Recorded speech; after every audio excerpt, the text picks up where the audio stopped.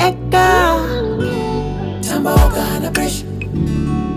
on my head, on my head. Eka nae Step Yakaoma Batana yangu gosiva mukachimo Mune Nzvimbo Yako Usanyepe kwene vanu vemakuwa utia fitani Ini munu wako Aiwandidi newe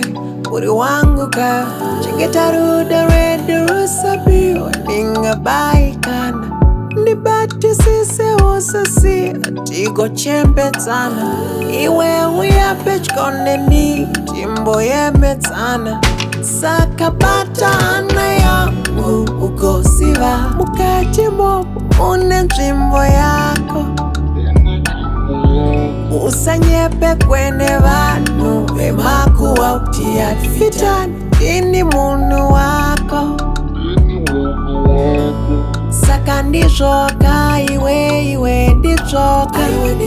Saka ndishoka Shachaka wirirana Ndishoka ndishoka iwe ndishoka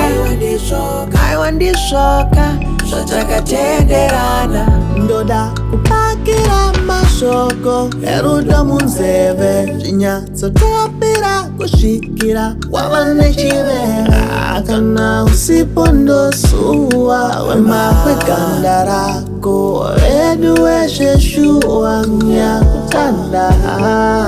Rambo chindi purusi Romance anandokwa ndina kuruti Yakaoma Andishoka iwe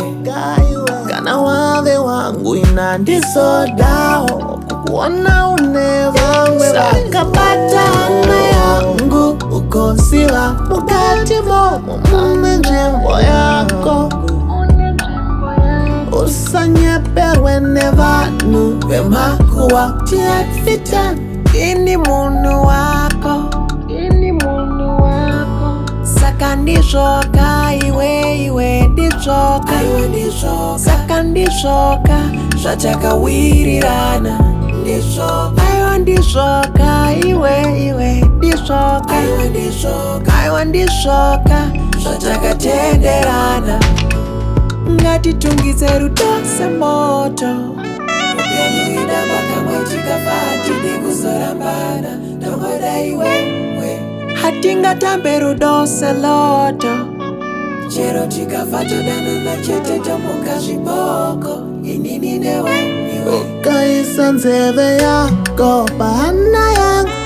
Uchanzwa ngoma yerudo Ukaisa nzeve yako Bahana yangu Uchanzwa ngoma yerudo